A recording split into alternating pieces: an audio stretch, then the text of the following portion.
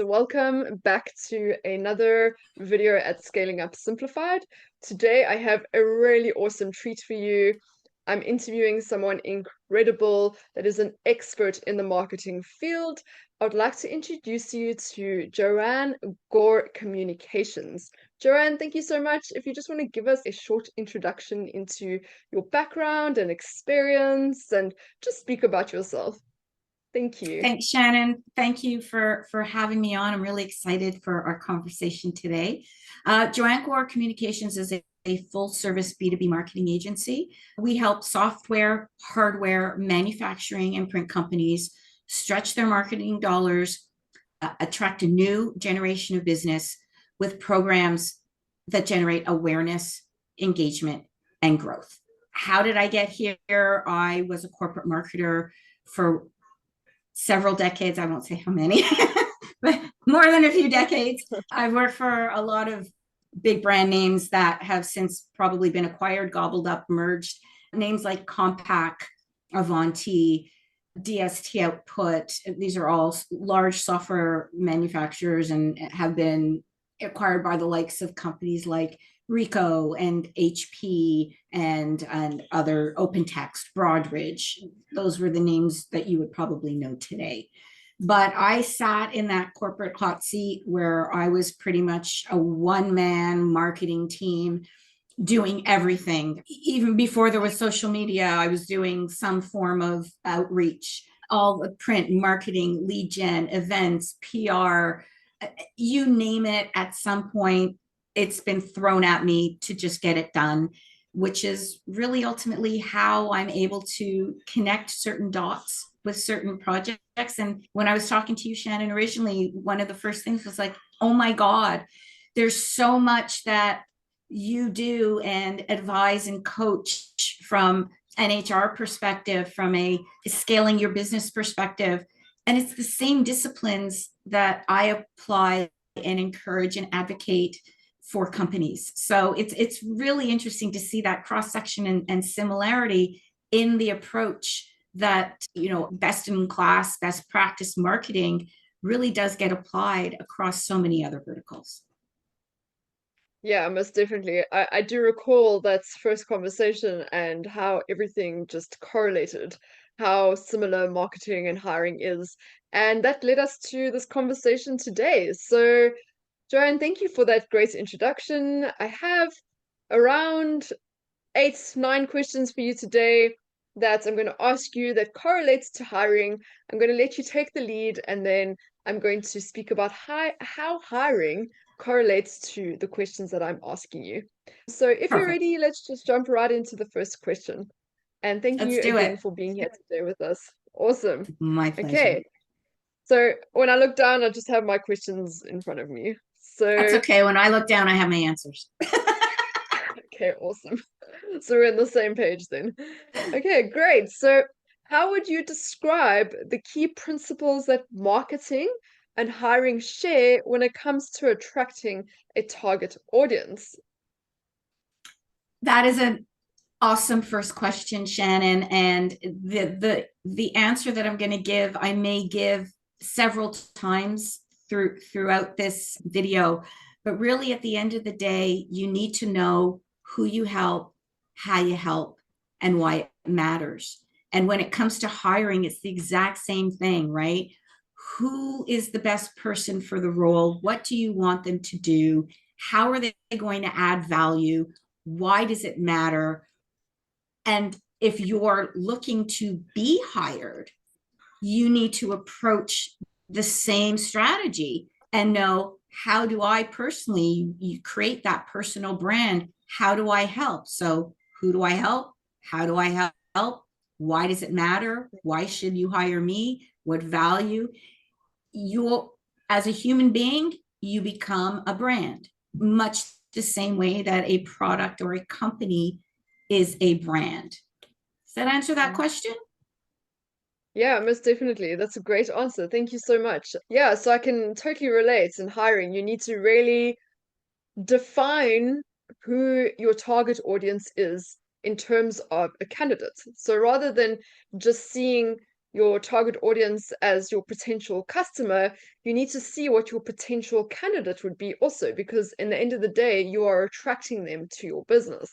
And your messaging really defines who you're bringing into your business, much like the targeting and the communication that we use in marketing. And I think this is how they correlate. Would you agree with what I've said also? Absolutely. I mean, we might call it leads, you call them candidates. But at the end of the day, we are trying to attract people to to us, whether it's to buy something, to work for us, to partner with us. There's a lot of different reasons why you try to attract individuals. Yeah, I think bang on the money for that one.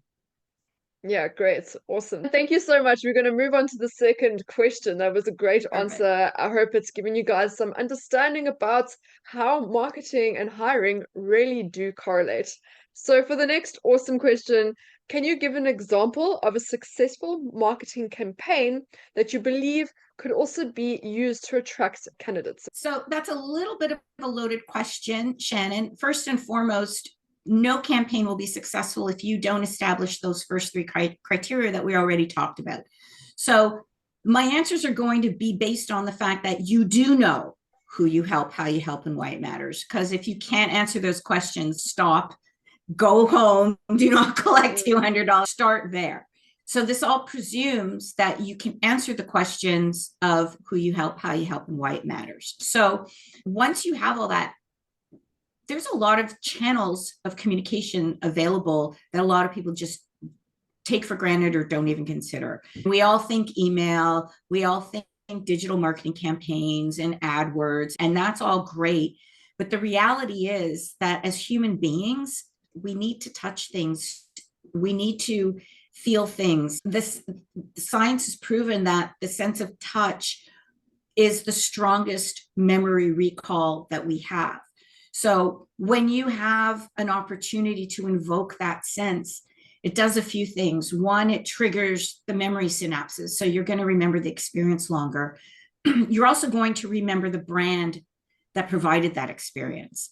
And I say this, when I talk about things like direct mail or even simple postcard mailings today, they are definitely making a comeback, because what happens is now, not the mail of, 10, 15 years ago, but today you can actually track the success of your direct mail in ways you never could before. So much like digital, where you can, where it landed, when it landed, who saw it, who's scanning it, put a QR code. Everybody knows what QR codes are now. So imagine, just bear with me, you're online, you're doing some research into a company, and you've provided them some information to get back to you. And now the next thing you know is a couple days later, you get a piece of mail that's addressed to you, or it's a postcard with a little bit more information. And there's a QR code that you can scan and return back to either finish an application you may have been starting, or book a calendar meeting with a recruiter, or vice versa. So when you can add some of these interactive elements to this tangible experience, even if you get rid of that piece of direct mail, you're going to remember the experience a lot more than an email that you scrolled by. And you can take a simple direct mail, a letter in an envelope, a postcard, or you can create really cool experiences. If there's somebody that you really want to engage and appeal to, because you are targeting very specific candidates and you know who they are, you can send them things like what we call lumpy mail, meaning it could be something like a box, or you pull it out and it pops up and something happens. Now there's that whimsy, there's something different, there's something unique.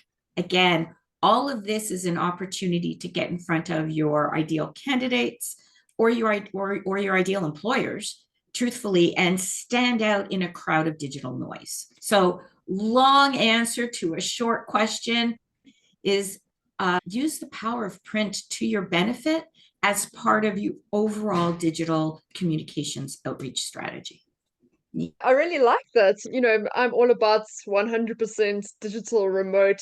So yeah, that's a really interesting approach. If you were to send the company that you wanted to work for a pop-up box, or if you were to send it to candidates as like an introduction into your business, something tangible, maybe that can be also used in the onboarding process as like, welcome to our company and this is what you get. That's an amazing idea. I really like that idea. Thank Yeah, I you. never thought of it before, now that you've mentioned it, just because I've been 100% digital. So it's really cool to hear a different approach in that way. And I can really see how beneficial it would be, and also different because we are all digital these days. We're all mostly working from home. There's not that interaction anymore. And that would be a nice change to everything digital, like you said. So, really cool way of Yeah, looking at things. Thank you so much for sharing that with us. Really great you're welcome, answer. Shannon. You're Um, welcome. so thank you. So we're going to move on to question 3. And I think this is going to be a really good question, and I'm excited to hear your answer. In what ways can a company's brand and reputation influence both its marketing and hiring efforts?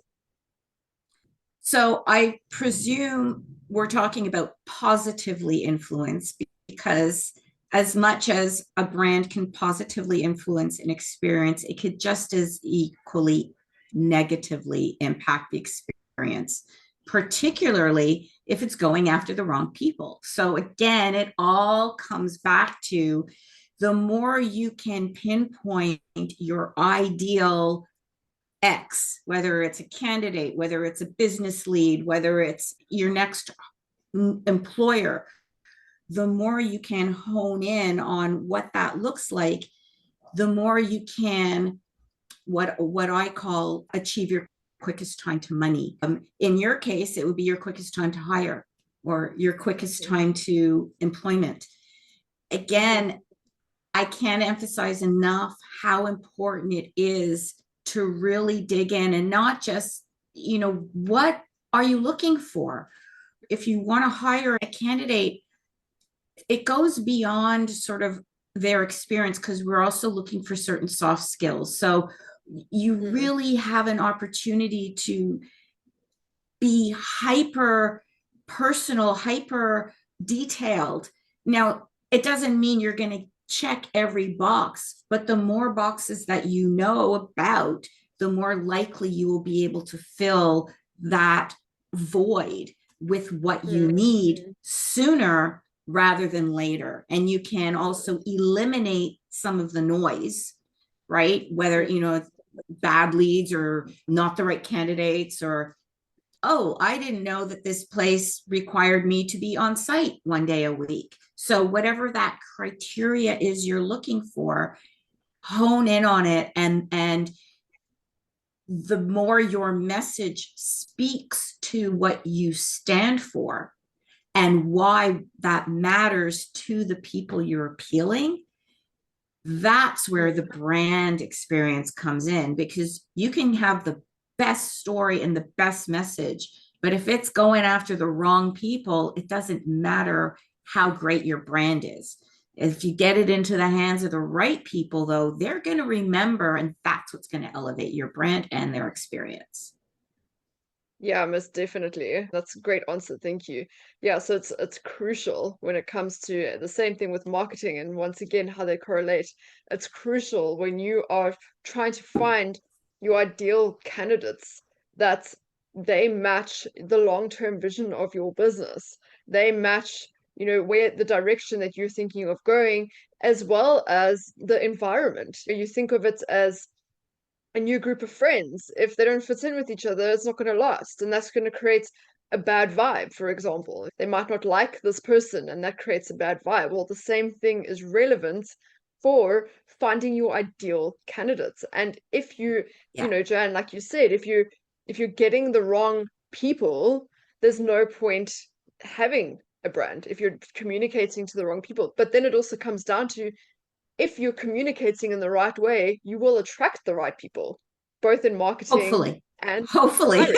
And Exactly. I think it's really important what you mentioned first, whether we're talking about a good or bad reputation, because both are vital. You need a good reputation. You need those reviews, and on most job sites now, you can actually review companies. So it's vital to get those good reviews. And if you're getting bad reviews, it's going to negatively affect your business. So getting all the messaging right and what you're looking for is vital to getting all of these foundations right. And so it's really important.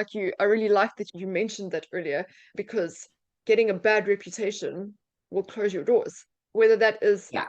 with your services or your product or with your team.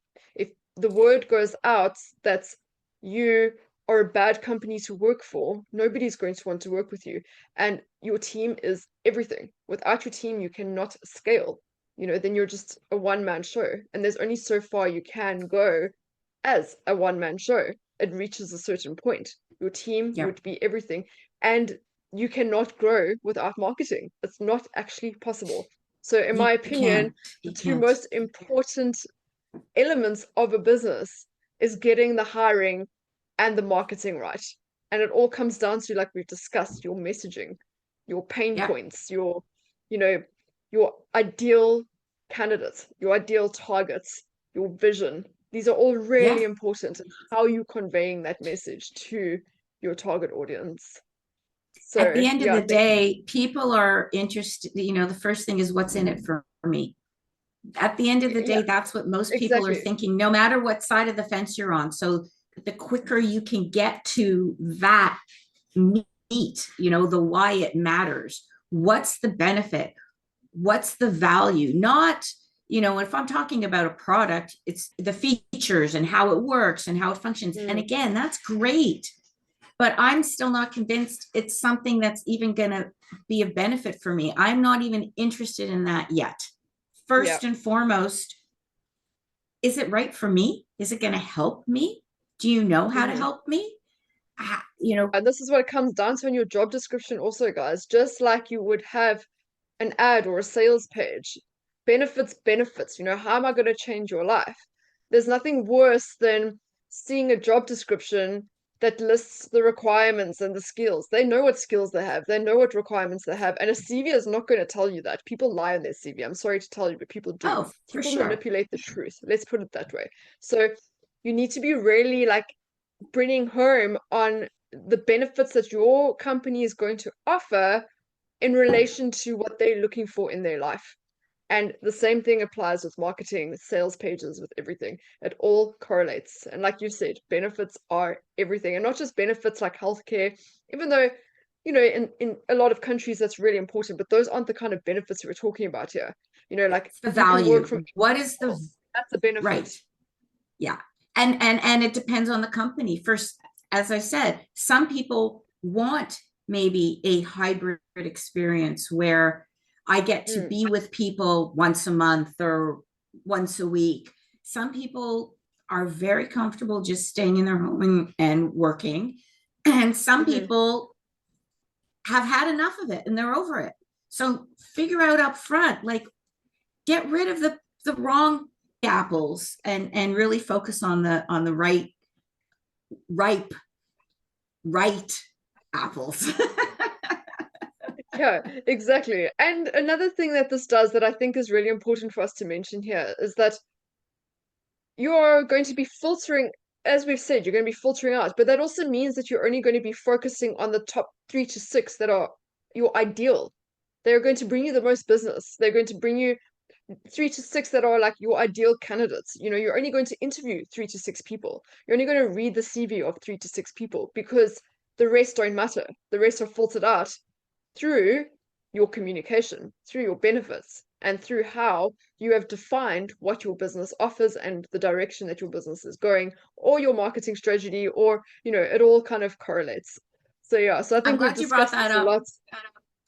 Yeah, Sorry, say there's again? one more point because it's going to weave through the rest. Yes.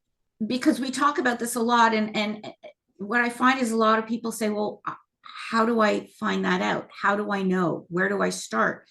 So one of the ways that I approach it is I say, okay, if I gave you 100 leads or candidates or X right now, how do you choose the top 10? What do you look for in that top 10? So to your point, Shannon, when you say, well, you're only going to interview 2 or 3 or 4. Okay, so if I gave you 100 candidates, what do the top 5 look like? And if you can think that way, then you can really start to flush out, okay, now this is what we need, and go from there. And somehow thinking about it that way really makes a big difference in determining those values and those benefits and features. Yeah, most definitely. That's a great way of thinking of it. Definitely. Yeah, kind of filter it down. That's really, really good point. That's a great little tool to give everyone on how to think about what they want, basically. And yeah, it just comes down to you as the CEO and the business owner to envision what your business looks like. And my suggestion on that is, don't think of it in terms of just like scaling or growing. Think of it also in terms of like, what is the environment? What does it look like? How do your teammates interact with each other? Like, do you want to be traveling together? Do you want adventure? Do you want, I don't know, in office, like we mentioned earlier?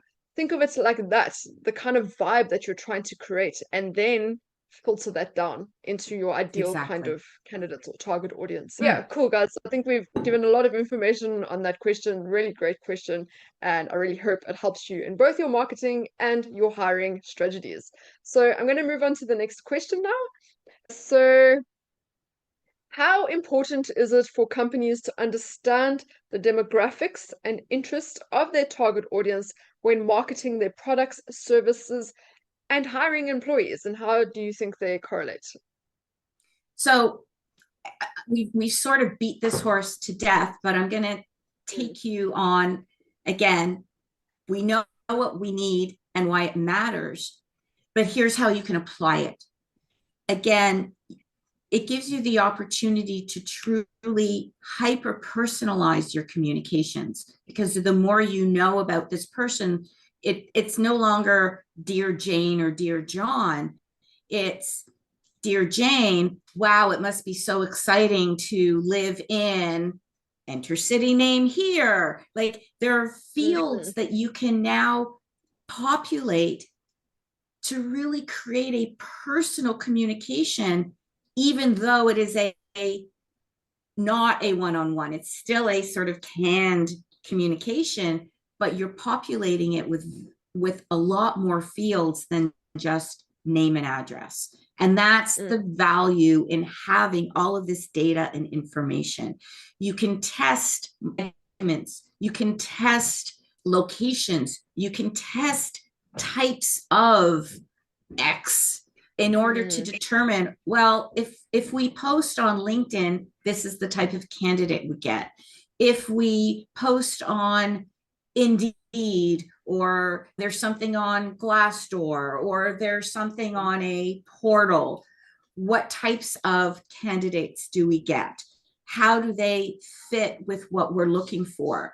So the ability to take what you know and apply it across different channels to target those people quickly will also speed up. I talked about quickest time to money. This is where the rubber hits the road, because you'll know pretty quickly if you're appealing to the right people or the wrong people. And if you're appealing to the wrong people, then you have a decision to make. Is it that you've got the right message, but you're attracting the wrong people? Or you've got the wrong message for the people that you're going after? And you won't know that until you start testing, and you can't start testing until you know who you're going after. So it really becomes, again, important to understand, because that will determine, well, based on my candidate, am I going to find them on Instagram? Am I going to find them on Twitter? Am I going to find them on WhatsApp? Am I going to find them on Facebook? Am I going to find them on LinkedIn? So before investing in all of these different channels, by knowing who you're going after, you can get a better idea. Oh, these people are Facebook people versus these people are Snapchat people. I can tell you, very, very different people. Depends. And maybe you need both, depending on the roles you're looking for. So again, your channels of communication, your ability to really hyper personalize and laser target that communication all comes into play once you understand who it is you help, how you help, and why it matters. Yeah, great. So that's a great answer. Thank you so much.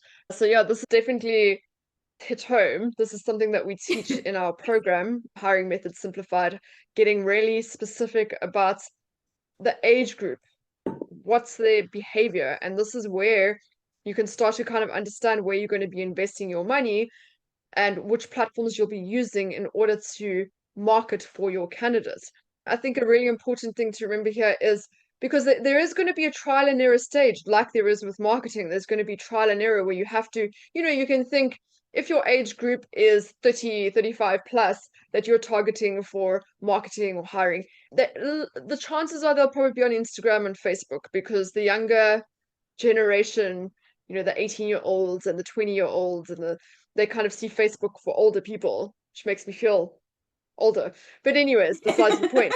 So there will, however, be a testing stage. I always say give it like a 3-month duration, and then in your marketing system or your hiring strategy, there is a specific section specifying exactly where you're getting all of your candidates from, or most of your candidates. And then after you have all that data, you can start investing into mostly that platform because that's where most of your candidates are coming from.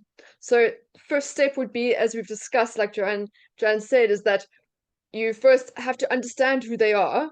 What age are they? Where do they hang out? Do a bit of research. Ask ChatGPT where they hang out.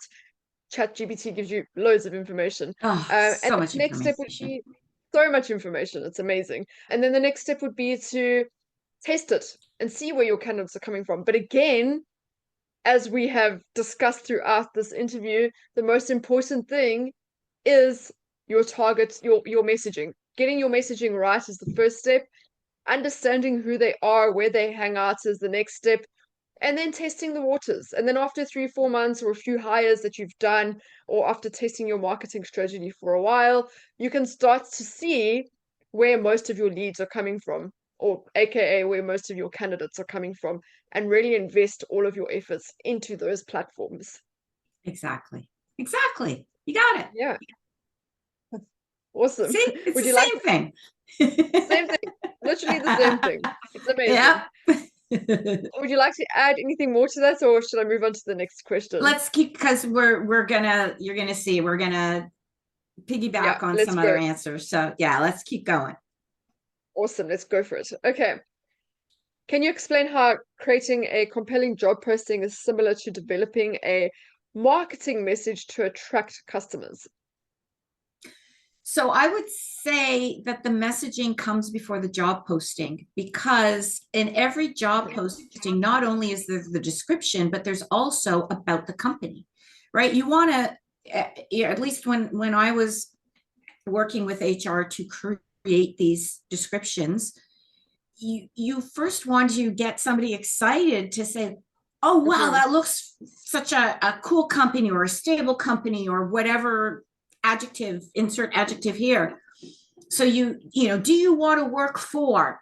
That's your opening thing, right? We have a role for. Now you're describing, those are your features, right?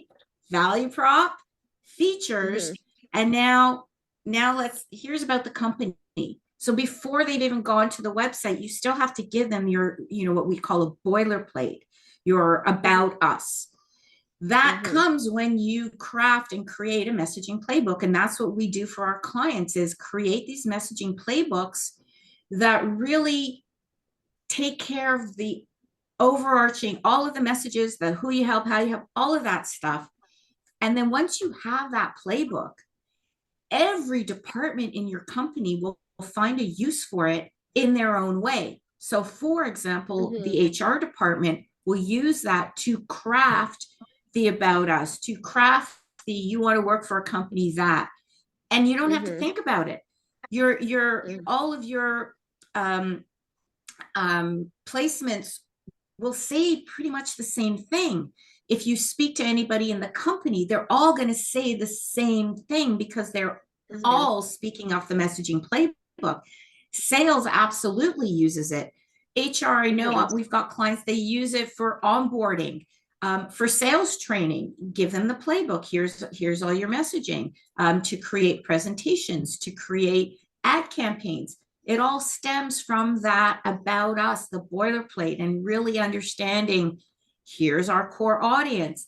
Here are your objections, here's what they need. Here's what this person is responsible for in their day-to-day role.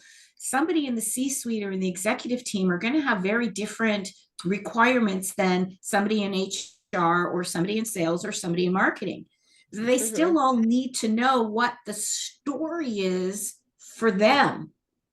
Why do you add value to me, Mr. CEO? Why do you add value to me, Miss HR person? Why do you add value to me, Miss Sales VP? It just makes it so easy, because then if you have to create a presentation or an email or a direct mail, like we talked about, or you're not sitting there staring at a blank piece of paper. You pull out your messaging playbook, you pick and choose what you want, and then you just sort of massage it so it's coming out of your voice. Yeah, totally. What do you think? Great answer. Thank you. Amazing answer. And yeah, once again, same principles. This is what we teach in Hiring Methods Simplified. We first start with the foundations, getting your values right, getting your vision right, getting your culture right, understanding your vibe, understanding how to attract your tribe through your vibe. And the job description, once you find all of this, the job description, like you mentioned, Joanne, remains the same. It's always the same. All you're doing is replacing the requirements and the skills. That's all you're doing, because it all remains the same. It is your communication. It's your everything. It is your literal foundations of your business in both the marketing and the hiring. And everyone speaks the same language, and everyone feels comfortable in that language because it communicates to their core, who they are as a person. As an example, we are a travel-friendly, super adventurous company where, it's a requirement to be remote. It's a requirement to work in different co-work spaces around the world. If that doesn't attract you, you're not going to like to work for us. So immediately we are setting the tone about who we are and whether you would fit into that or not. And then I think it's really important, as a marketing strategy, the same thing applies for a job description, is that you need to have call to actions with everything that you do. And the call to action also filters into your communication style, also filters into your values, your mission, your culture, and how that call to action is defining that those people suit your communication. Absolutely. So can you relate to that? Absolutely. It's something that I've learned a lot over the years. And one of the things is, don't assume that your reader knows what you want them to do next. Tell them, whether it's apply here, call us, learn more, guide them to what you want them to do next. Otherwise, you're no longer in control of the journey to your best capacity. You're never going to be 100% in control, but at least if you provide somebody with a map, they're more likely to get to the destination than if you just give them the address. Yeah. So exactly. Those calls to action, even when you send somebody a thank you, always follow up with, I like to always end an email with a question. And an open-ended question, because that can, presuming I want the conversation to continue, which why would we not if you're talking to the right person? So when you're having that email, end it with a conversation instead of what do you think, which is easy, or thoughts. Try and be a little bit more creative. What would you add to this? Is there anything missing? Do you, what questions come to mind? Not do you have questions, what questions come to mind? And learning how to position a question into an open-ended one that engages and creates dialogue is a learned skill, in my opinion. And you just, the more you practice it, the more you do it, the more comfortable you will get with it. That would absolutely be my recommendation there.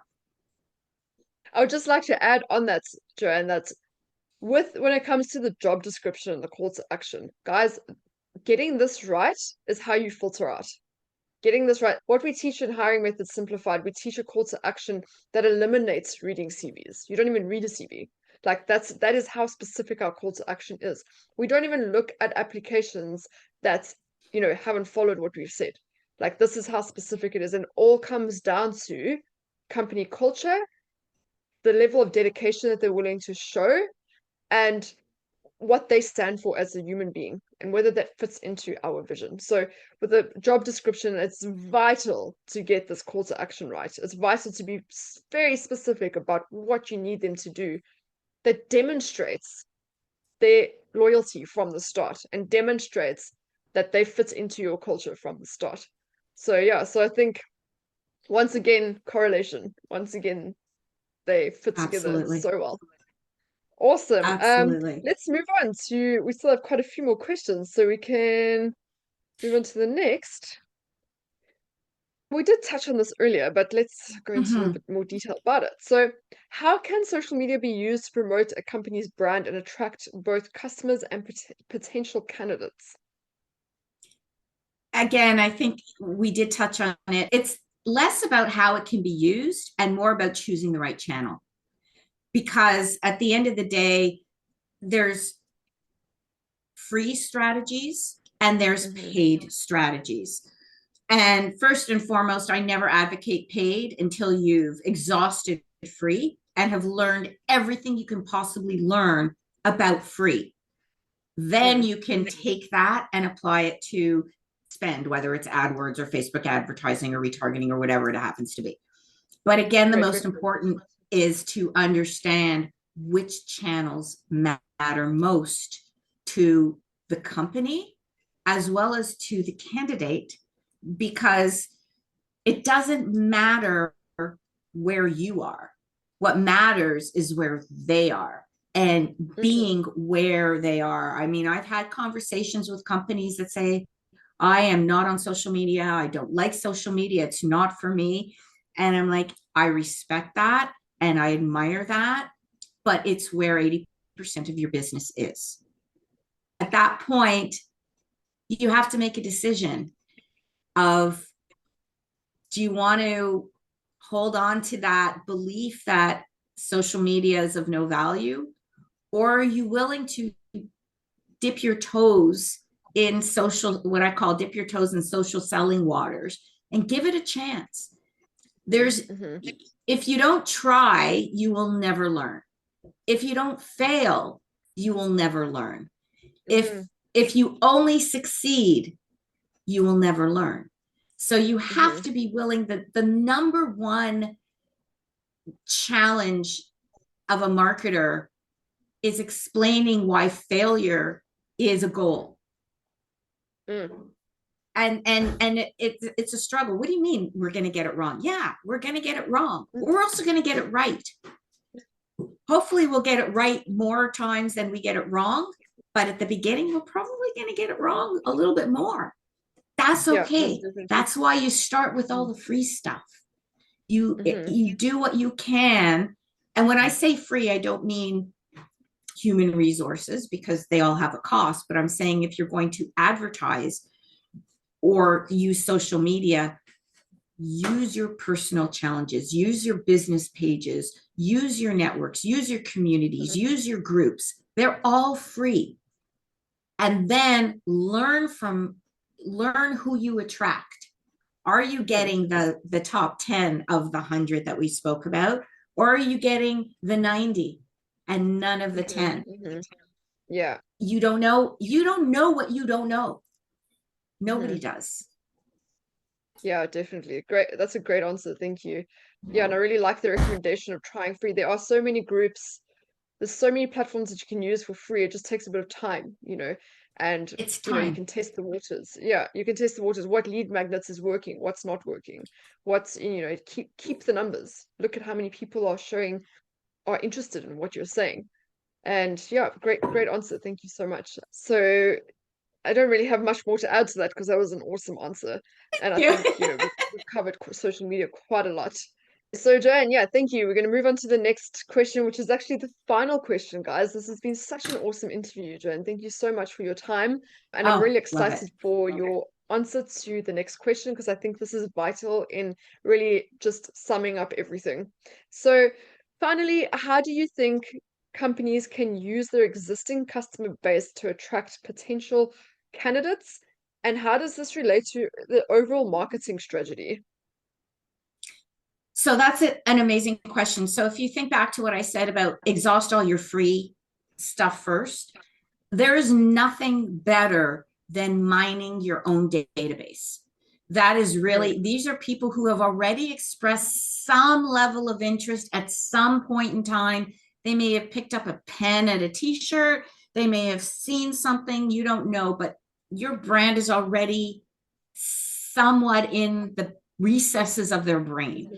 We know it takes at least 10 instances, 10 times, 10 touches before somebody even realizes that they've had an interaction with your brand. So every opportunity to put your brand in front of them or in their hands, as we talked about right at the beginning, is an opportunity to further the relationship.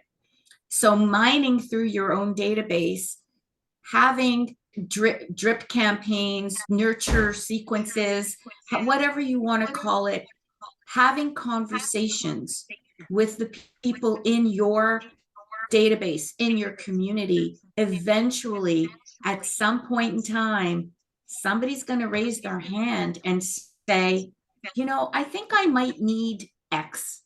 Or somebody I know, their kid is looking for a job. I heard of this company, there might be a fit. I like to say from the floor sweeper to the CEO, everybody needs to be on the same page and understand who you help, how you help, and why it matters, because you don't know who they know. And everybody has had conversations with a neighbor, standing in line at the supermarket, at a ball game, wherever they are. Oh, at a networking event, dinner party. Nice to meet you. What's your name? And typically, what's the next question? What do you do? Where do you work? How awesome is it to be able to tell the story of where you work eloquently, effortlessly, and then watch what happens when other people start to hear your story? It just gets magnified. And the more you can share that with your network, the more that story starts to spread. And again, that to me is worth its weight in gold. Cultivate your database, constantly add value to the information that's in your database. You just found, if you know when someone's birthday is, if you know if they're a pet lover, if you know they like to travel, you can send them, again, postcards, communications, messages. Hey, just touching base, just checking in. Maybe it wasn't a good fit last time. How are you enjoying your new role? We just wanted to let you know we're thinking of you. There's all opportunities to have conversations without selling, but just staying in the purview, so that again, when the opportunity strikes, it's your brand, it's your company that comes to mind before anybody else. And that's the goal. That's a great answer. And this once again correlates. This is something we teach in our program, also Hiring Method Simplified. It's actually a recruitment hack that I brought over from my recruitment company that I teach my members of the program. Keeping that database so you don't have to reinvest in the same role again. Because if you have interviewed people, then they suit your company. Their personalities suit your company. They suit your vision. You maybe just decided to give the job to somebody else, but they still align. Anyone that you've interviewed through if you have proper filtering systems in place, that you're only communicating and interviewing with the right people, like we've spoken about, those 10 rather than the 90. Those are the only people you're communicating with. If you Exactly. have interviewed them, that means they are right for your business. You would then keep a database of these people, just like you would keep an email list. You would keep a database of these candidates, and they would be your first point of contact when you're hiring for the same role again. So that one, you're saving time, and two, you're saving money. You don't have to reinvest in the marketing for that position. And the same thing I think applies with your email marketing list within your business. It's gold, it's everything. Without an It's email marketing everything. list, it's everything in a business, absolutely everything. It won't go very far. Your database is your gold. That is essentially You're one of the things that you sell when you sell your business. you're only as good as your database. Back in the day, it was you're only as good as your Rolodex. It's the same thing, just a Hmm. different channel. Yeah, Yeah. that's it. No, I love it. I love it. Yeah, so this has been super powerful, Joanne. Thank you so much for all your insights, your Thank you, knowledge. Shannon. Please inform the audience where they can get in touch with you. I will leave all the links below in the description and all the forms of communication where they can get in touch with you. If you can just let us know, that would be awesome. Awesome. Thanks, Shannon. Email Joanne at 𝐌𝐴NNEGoreCommunications.com or find me on LinkedIn. It's where I spend the majority of my time and where I do pretty much all my business development. You will find me on LinkedIn at Joanne Gore 121. That's a 1, 2, and a 1. The website is JoanneGoreCommunications.com. And I'm also going to share a link. Shannon, you can put it down in the description in case you want more information on how to create a messaging playbook. And it is a case study that talks about the ROI of a messaging playbook and how different departments, including HR, have used one to be successful with their marketing, their messaging, their recruiting.